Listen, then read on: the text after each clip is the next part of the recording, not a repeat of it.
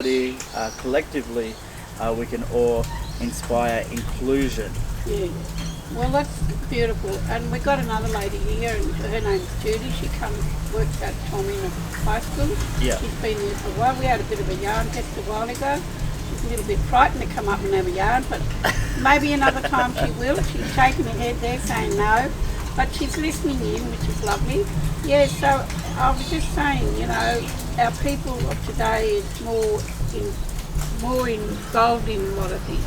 Some of our women are still a bit shy in doing things, but they get guided by other people that's in the community that does good work and do good things. So it's inspiring. So that's the main thing.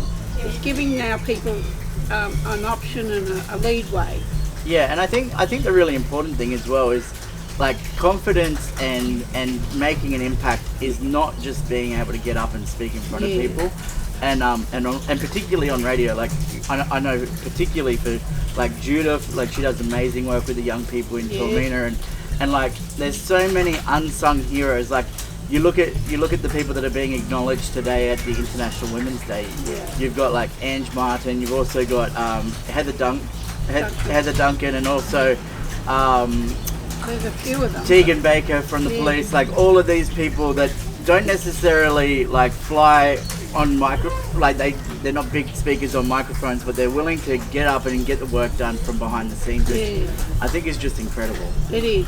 We've just got some more young people coming in, called in, but that is true, Doc. It takes a while and get that confidence up for people to do these things. Yeah. Especially our people, our Koori women. A lot of them sit back and listen and take notes, but some of them won't get up and speak and do their beautiful things. But in the background, they do that silent speaking. Like they're there to help the people, help the kids, help whoever needs it. They might be a silent person, but they also work hard to show people they can do it. Yeah. And inspiring other people. Yeah, for sure.